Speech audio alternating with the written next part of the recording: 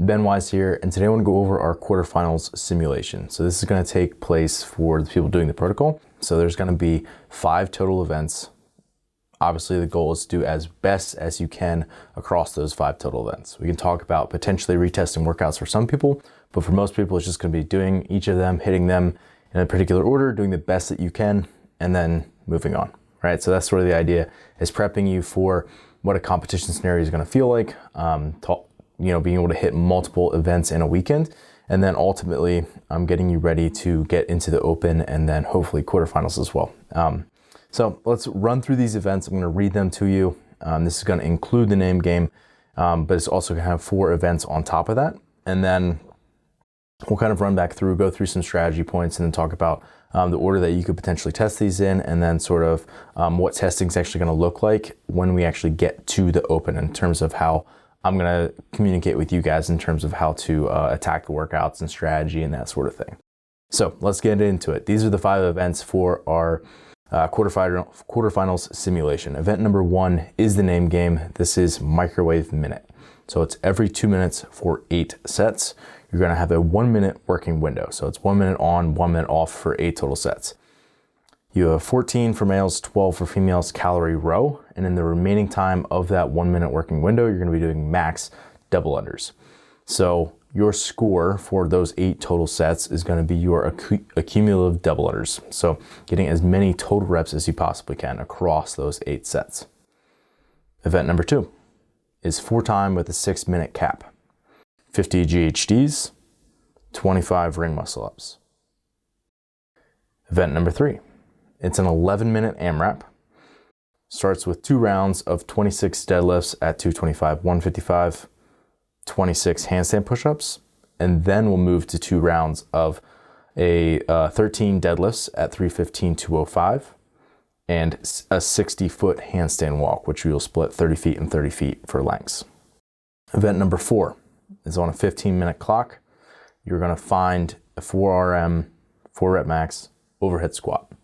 Event number 5, we have 4 time with a 20-minute time cap, 10, 20, 30, 40, 50 of an alternating hang dumbbell snatch, 50 or 35 pounds, and then 5, 10, 15, 20, 25 of a burpee box jump over to 24 or 20 inches.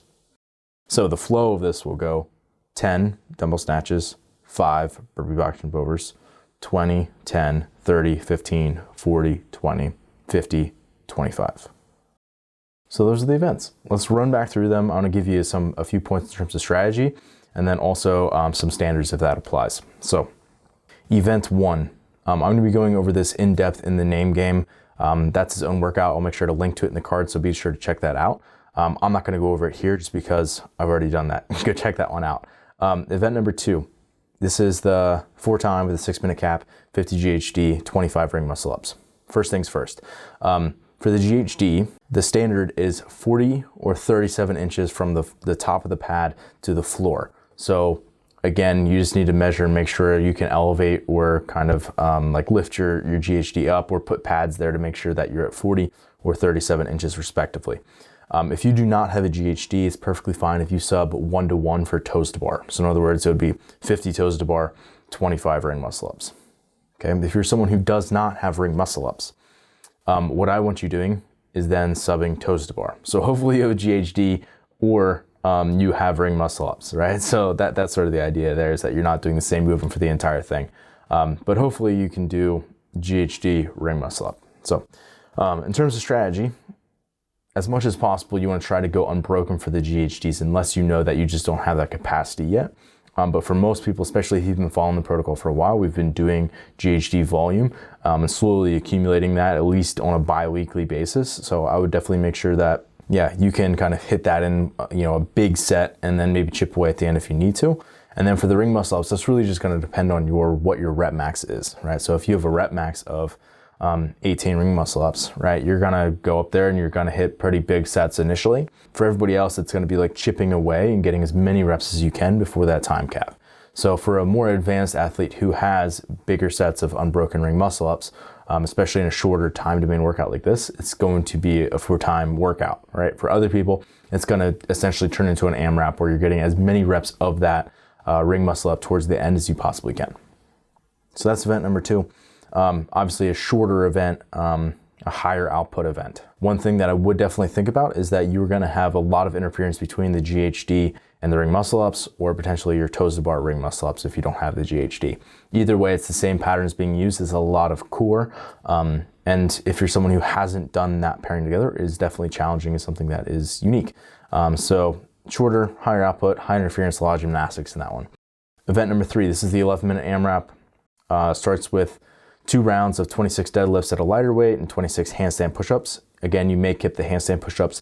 The one thing that you need to know for the standard for the handstand push-ups is the only thing besides like the normal stuff for like locking out is that your hands have to be within a 40 by 24 inch box. So tape, inside lines need to be 40 by 24, and then no part of your hands and or your fingers can touch that box. You have to stay within that. Besides that, you just have to lock out. So likely if you're someone who isn't quite as proficient being inverted upside down, where the handstand walks are going to be a big issue when you get there. If that is the case, then you're probably not going to get as deep into the workout because the first part is going to slow you down a lot. Having those really big chunks of 26 handstand push-ups at a time for someone who's not an elite competitor is going to be extremely challenging, right? So this is a big chunk of work to start off. And a lot of people are going to get caught up in just kind of getting through as deep as you can in the first part if you're not as proficient. And certainly if you're someone who has a really good pressing ability and you're, these are 2 movements that you feel very confident at, you're going to be able to get through those 2 rounds and have plenty of time to get through 13 deadlifts at that heavier weight, which is obviously going to be way more taxing on the midline, and then try to get as deep as you can into the handstand walk and potentially go back through again. Remember, this isn't AMRAP. This isn't 2 rounds and 2 rounds for time. It's an AMRAP. So if you get done with the heavier deadlifts and the handstand walks and the 2 rounds of that, you go back to the lighter deadlift and the handstand push-up. So that being said, I would set up 2 bars and make sure that you have them both ready so that you can be as efficient as you can in terms of transition time. One thing to note is that the handstand walk is 2 lengths of 30 feet, and I want a cone every 5 feet or a line every 5 feet, or if you break, you back up and you kick up again. Again, hands must be behind the line when you kick up. Deadlift standard is the same as it always is. So for that one, again, it's kind of that middle zone in terms of time domain, and it's going to be relatively high output and a lot of midline fatigue. Event number 4 is the 15-minute clock to find a 4-rep max overhead squat. So in the protocol, we've done a lot of like 5x5 overhead squat and things like that, where if you're someone who has been following this for a while, you should have a pretty good idea of like what you can hit in sort of working sets in those moderate rep ranges. So I would sort of start light, make sure that you are hitting successful reps, because you don't want to like go super heavy, fail, have to strip off the weight, power clean it back up into the rack and start again, because every time you miss, you have to account for that, right? Like it's something that you definitely need to keep in mind. You are the only one who can actually touch your weights during the event. So if you do miss, you have to strip it back off, get it back on, and start again. So that being said, you want to make sure that you're hitting as many successful sets as possible.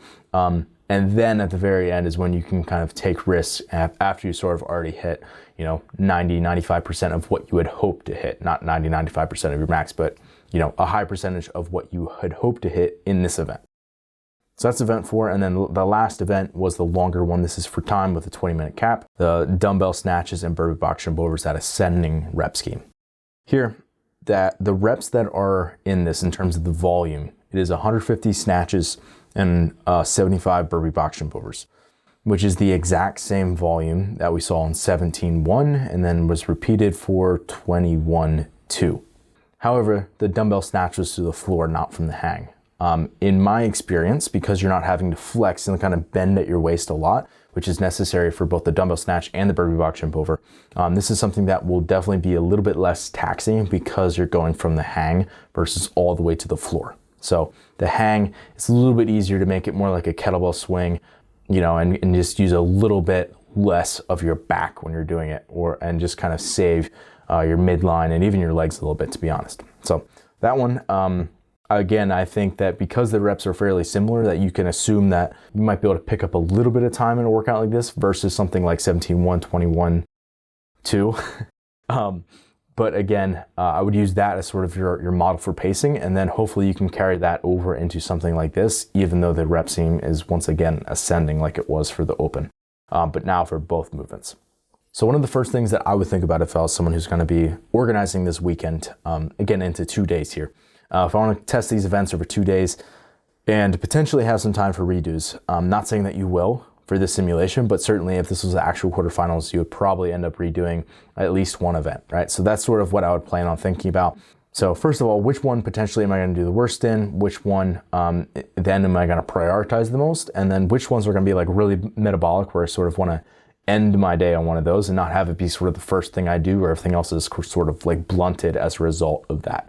So if something's really metabolically painful, you want to save that one for the end of your day so that you can kind of rest and regroup after that, and you don't need to, have another hard effort after that. So practically, I would say for most people, this is going to be starting on day 1 with event 4. So this is what most people did in the 2021 quarterfinals for the 4RM front squat.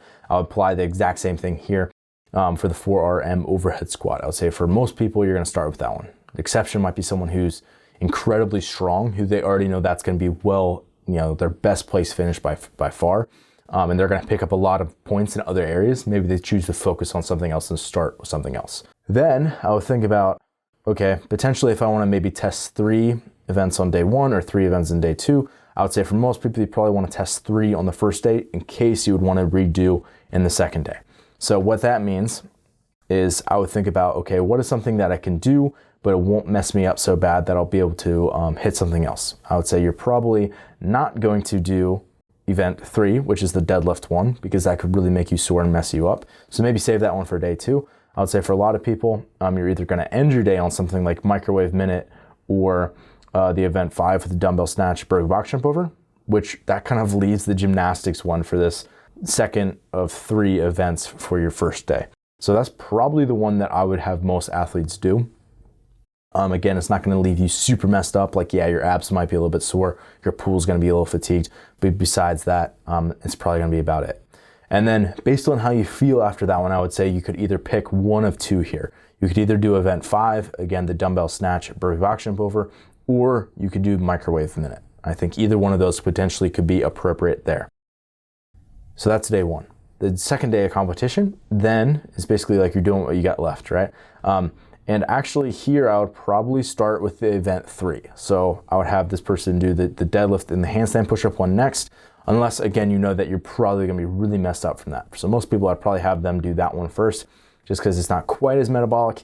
And then I would either have them do the one that they haven't done yet of event 1 or event 5. So again, this could either be the dumbbell hang, dumbbell snatch, burpee box jump over, or it could be microwave minute. Pick one of those that you haven't done yet. And then potentially that very last slot there would be doing a redo of one that you have not, or the one that you kind of messed up.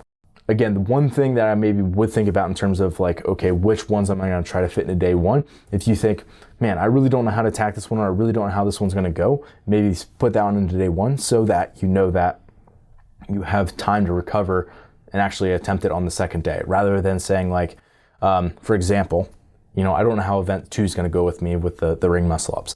So I'm going to make sure I hit that one in day 1 so that I can potentially redo it in day 2. Versus if you hit it in day 2, it's either you redo it the exact same day or you choose not to redo it. So it's a risk that you kind of play there. So in terms of ordering things, that's how I think about it. And that kind of like sums it up here. I kind of already covered retesting. So the one thing I want to leave you with here is that I want you to know that for the athletes who are following the protocol, or my individual design athletes, the way I'm communicating with you during the open and during quarterfinals will typically be through a post. So I will post something to the website that has strategy breakdown, sort of like I just did here, but typically in a text format.